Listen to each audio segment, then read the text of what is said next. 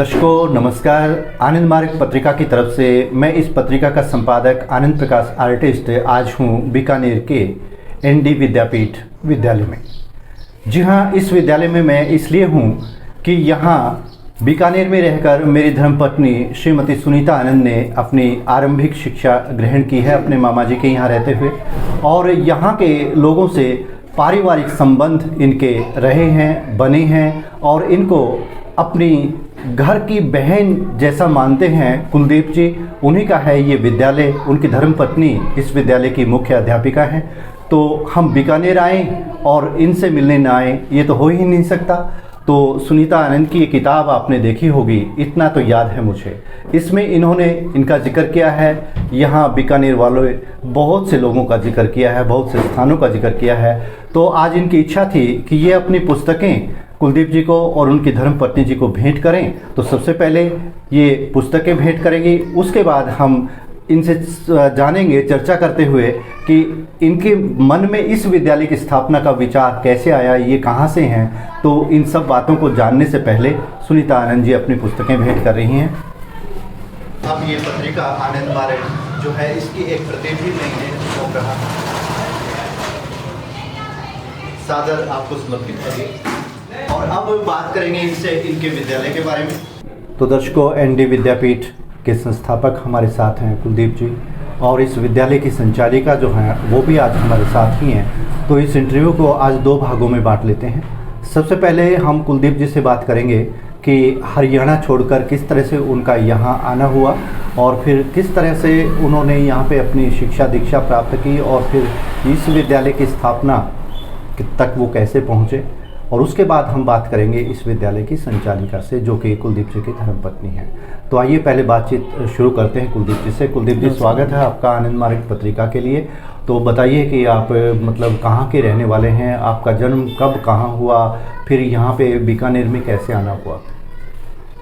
Sir, जन्म शुरुआत में रहने वाले हम हरियाणा साइड के हैं। जी जी। हरियाणा भिवानी डिस्ट्रिक्ट के हैं, गांव मिलकपुर हमारा। जी। फादर हमारे यहाँ पर रेलवे में सर्विस करते थे। जी। उसके बाद में शिक्षा हमारी बीकानेर में हुई। जी। पढ़े यहीं पर ही। और विद्यालय का संस्थापक, ये विद्यालय संस्थापना 1996 में शुरुआत की हमने। जी जी जी। 96 बाद में ये दूसरी संस्था खोली थी एनडी विद्यापीठ के नाम से। अच्छा, पहले संस्था कौन से थे? Shri Sainath secondary school. जी। और 96 में पहली संस्था खोली। 2002 में ये हमारी एनडी विद्यापीठ की दूसरी संस्था खोली। पढ़ाने की रुचि शुरुआत से ही थी। शुरू में बच्चों को पढ़ाते थे, धीरे धीरे इसका नॉलेज हुआ कि भाई विद्यालय खोलना चाहिए हमें। 1996 में खोला। मतलब बीकानेर शहर में जहाँ आपने शिक्षा ली वहीं आपका विचार बना कि यहाँ पे विद्यालय खोलना चाहिए। और शुरू से हार्दिक इच्छा थी बच्चों को पढ़ाएं, उनकी उन्नति करें बच्चों की। और 2003 से लेकर अभी तक 2025 तक 24 तक हमारा ये विद्यालय चल रहा है। जी। और इसको आपकी धर्मपत्नी जी चला और हमारी धर्मपत्नी इसको चला रही हैं। तो सवाल पैदा होता है कि आपकी शादी कब हुई?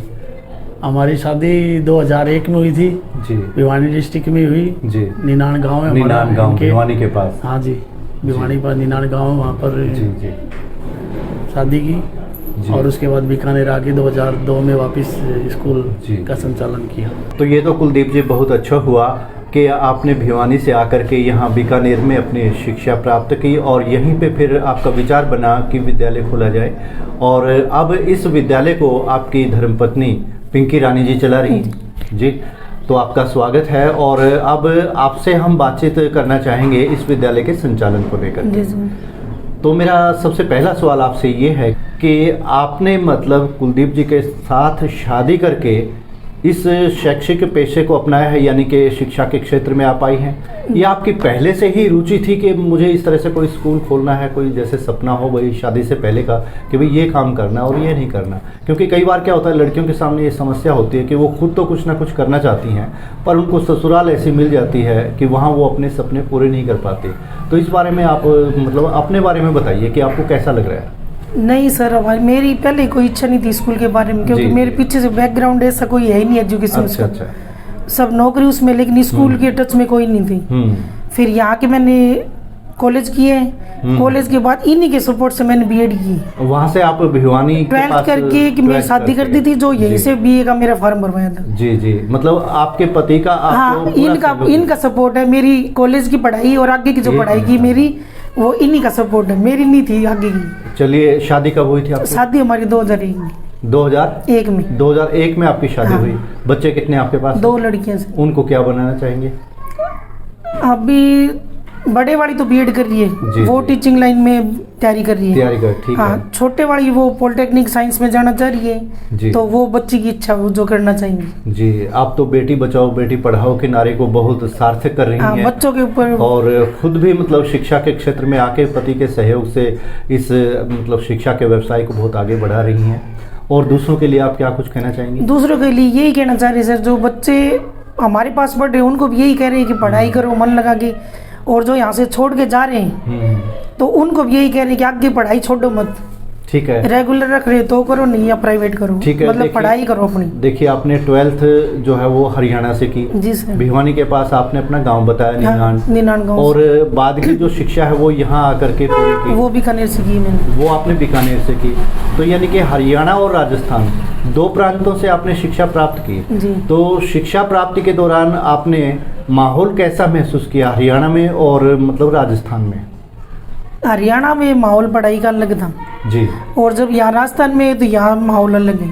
तो शुरुआत में थोड़ी दिक्कत हुई कॉलेज में जी। उसके बाद फिर अब कोई दिक्कत नहीं है। जैसे दिक्कत किस किस्म की हुई? दिक्कत एक तो सबसे पहले भाषा की हुई थी, बोली की मतलब? हाँ, जो बोली यहाँ की बोली है, हरियाणा की जो बोली खड़ी बोली है वो उसमें बहुत दिक्कत हुई थी। लेकिन फिर धीरे धीरे परिवार का सपोर्ट और पीछे इनका सपोर्ट, उससे फिर आगे अब कोई दिक्कत नहीं है। तो अब जो बच्चे आपके पास पढ़ने आते हैं तो उनकी बोली और अपने हरियाणा के जो बच्चे हैं वो उनकी बोली में अंतर तो है, कैसा आपको लगता है? नहीं, फिर क्लास में स्कूल में अभी यहाँ बाहर वाली भाषा बोलते, सब हिंदी भाषा में बात करते हैं, हिंदी भाषा में बात, तो बोली वाला तो कोई मतलब ही नहीं होता फिर यहाँ। ठीक है। और कोई फर्क नहीं पड़ता। अभिभावकों की तरफ से कोई ऐसी समस्या आई हो, जैसे कि सरकारी स्कूल और प्राइवेट स्कूल में जो अंतर समझते हैं लोग, उसको लेकर के कुछ महसूस किया हो?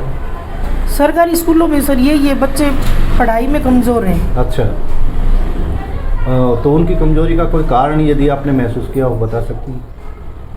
उनकी कमजोरी का ज़्यादातर कारण तो माँ बापों के अनपढ़ होना है। अच्छा अच्छा। क्योंकि वो पीछे से पढ़े लिखे नहीं है तो बच्चों को भी नहीं आगे कर रहे हैं। तो मेन कारण तो उनका यही है। मेन कारण ये है, और मेरे ख्याल से आपका कहने का मतलब ये है कि यदि अभिभावक थोड़े बहुत पढ़े लिखे हो तो वो बच्चों को सपोर्ट बढ़ा सकते हैं। ठीक है, ये भी एक अच्छी बात सामने आई है कि भाई अभिभावक को भी शिक्षा के प्रति जागरूक होना चाहिए, शिक्षित होना चाहिए।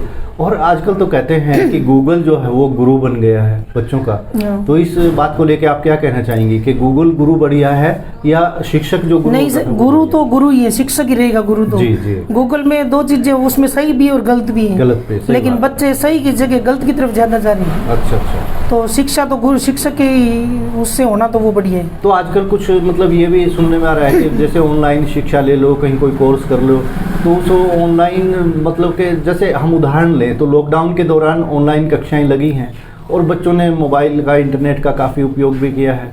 तो आप उस बारे में कैसा महसूस करती है कि क्या वो सही था, गलत था, या फिर उसमें कुछ सुधार होना चाहिए, किस तरह से? उसमें तो वो कंडीशन ही कोरोना में ऐसी थी, इनके लोगों का मिलना जुलना ही बंद था। हाँ, बाहर निकलना बंद था, तो उसमें शिक्षक संपर्क ही नहीं करना पा रहे थे बच्चों से। तो उसमें तो एक मोबाइल ही ऐसा था जिससे बच्चों को काम दिया जा सके, या उनसे संपर्क किया जा सके। तो उस दौरान तो वो काम कर रहा था जी, मजबूरी थी उनकी। तो यहाँ देखिए, मैं कहना चाहूँगा कि देसी हिसाब किताब जो अपना होता है उसमें क्या कह देते हैं, पेट में दर्द हो गया जी, वाइन ले लो, वाइन क्या शराब ले लो, दारू की घूंट भी पिला देते हैं देसी हिसाब में तो, और वो फिर आगे चल करके बच्चे को लत लग रही है, वो या कोई और नशा दे देते हैं, तो इस तरह से गलत हो जाता है, गलत हो रहे वो। तो इस तरह से यदि इंटरनेट की उसकी कोई लत लग गई, बच्चे को गलत लत लग गई, तो उसको कैसे सुधारा जाए अब इस हिसाब किताब में आकर के? उसमें सुधार तो अभिभावक का ज्यादा सपोर्ट रहेगा उस पे, तो जैसे कई बार क्या होता है कि तो खाली स्कूल टाइम में करवा सकते हैं उनको, बाकी जो मोबाइल की लत वो अभिभावक ज्यादा करवाएंगे, क्योंकि उनसे दूर रखना या बच्चों को बिजी रखना काम में। मैडम, एक सवाल, एक ऐसा सवाल है जैसे कि परिवेश का बच्चे के ऊपर असर पड़ता है, और आपका ये जो विद्यालय है ठीक है बीकानेर शहर में है, लेकिन क्या होता है कि बीकानेर शहर में है और फिर भी अभिभावक, जो आपने कहा कि भाई पढ़े लिखे अभिभावक का बहुत ज़्यादा असर उसके बच्चे के ऊपर पड़ता है। तो इसी तरह से मैं आपका ध्यान एक उदाहरण की तरफ ले जाना चाहूँगा। गांव देहात के जो हमारे बच्चे होते हैं उनके अभिभावक हुक्का पीते हैं, धूम्रपान करते हैं। तो इस वजह से क्या होता है कि जब उनको कह दिया जाता है कि भाई हुक्का भर के लेके आओ, तो वो भरने के शौक में पीना सीख जाते हैं, जबकि शहर में ऐसा होता नहीं है। तो फिर शहर के बच्चों में यदि आप धूम्रपान की लत देखती हैं तो वो किस कारण से आप महसूस करती हैं और कैसे मतलब उनमें वो लत पड़ती है और विद्यालय उसको कैसे छुड़वा सकता है? इसमें सर ये एक तो जो लत है वो वंशानुगत है। अच्छा। क्योंकि जो पीछे से देखते आ रहे बच्चे तो वही सीख रहे हैं।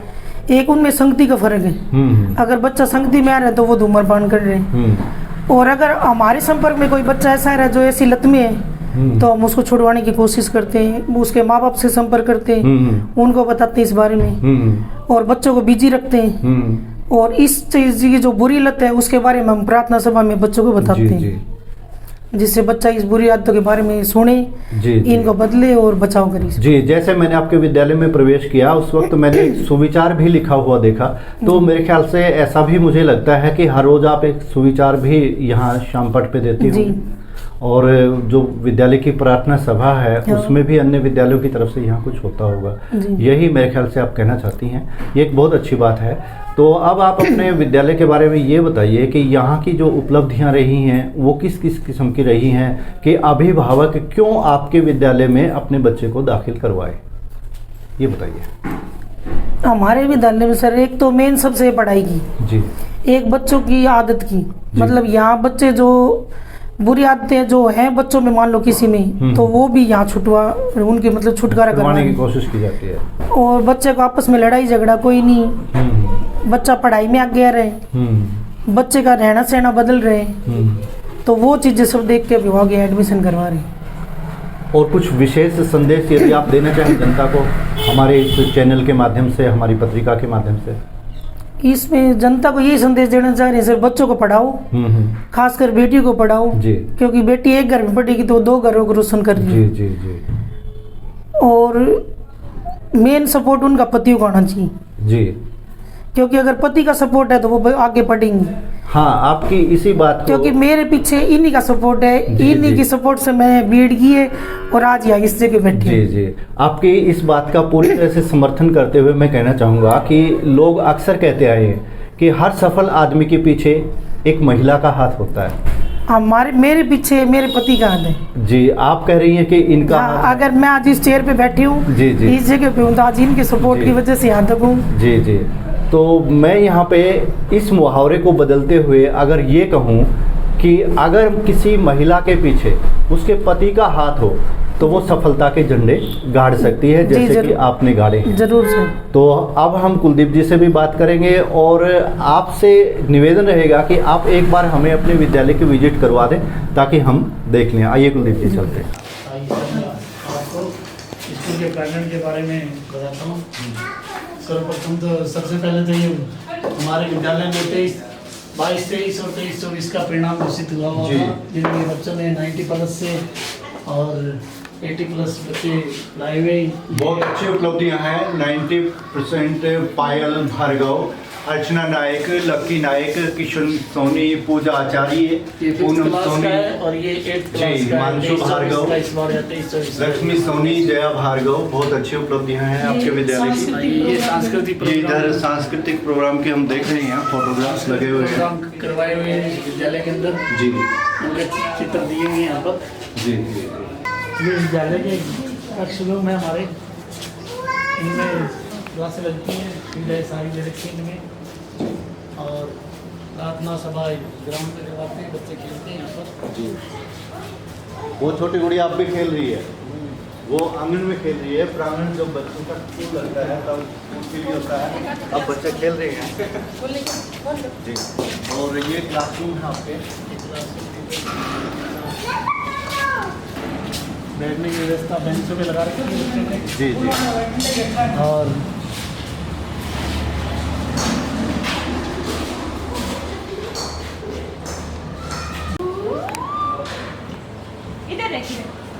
शाबाश।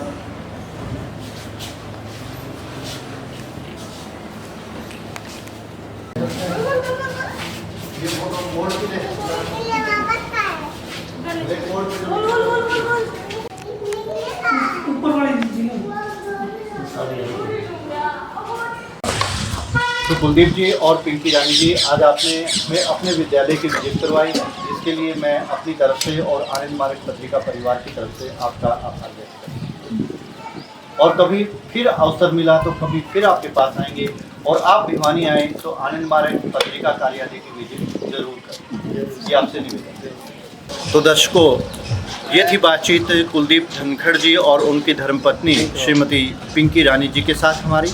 विश्वास किया जा सकता है कि ये बातचीत आपको पसंद आई होगी, और यदि ये बातचीत आपको पसंद आई है तो हमारे चैनल आनंद मार्ग पत्रिका को लाइक करना न भूलें और सब्सक्राइब भी कर लें, ताकि भविष्य में इस तरह की जो भी वीडियो हम इस चैनल पर अपलोड करें वो आपको देखने को मिले। नमस्कार।